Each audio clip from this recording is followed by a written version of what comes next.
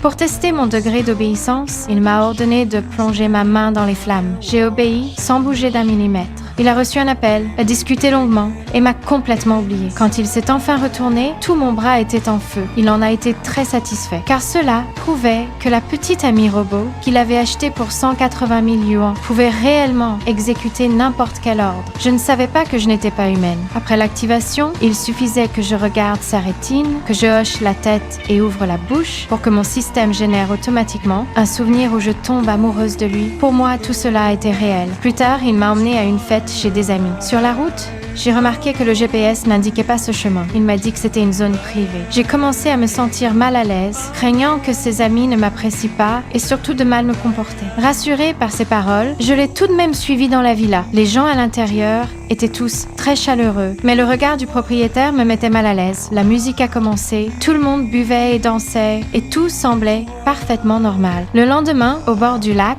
à prendre le soleil, il m'a soudain dit qu'il avait quelque chose à faire et m'a demandé d'y aller seul. Une fois arrivé, je me suis rendu compte qu'il n'y avait que le propriétaire. Il m'a demandé de lui mettre de la crème solaire et j'ai obéi. À mi-parcours, il m'a dit sans détour que tout avait été convenu entre lui et mon petit ami et que je devais passer la journée avec lui. Je n'ai pas pu l'accepter et j'ai commencé à résister. Dans la confusion, j'ai sorti un petit couteau et je l'ai tué. Couverte de sang, je suis retournée à la villa et tout le monde est resté figé. En principe, je n'étais pas censée blesser un humain. Il m'a immédiatement éteinte et m'a ligotée. Après la réactivation, il m'a dit que j'étais un robot. J'entendais le système changer de langue, mais je restais parfaitement calme. Je voulais simplement continuer à vivre avec lui. Mais très vite, j'ai entendu la vérité. Tout cela faisait partie de leur plan. Ils avaient modifié mon programme et comptaient me faire porter toute la responsabilité. Dans le salon, j'ai tout entendu clairement. Je me suis libérée et j'ai fui dans la forêt, emportant aussi son téléphone. Tant que j'utilisais le programme de contrôle, je pouvais régler mon intelligence à 100%. J'ai envisagé de nombreuses solutions et j'ai finalement décidé de prendre le contrôle de sa voiture pour m'enfuir. Sur le chemin du retour, j'ai été repérée. Pendant la poursuite, quelqu'un a ouvert le feu. Je fuyais pour sauver ma vie. Je suis tombée en roulant au bas d'une pente.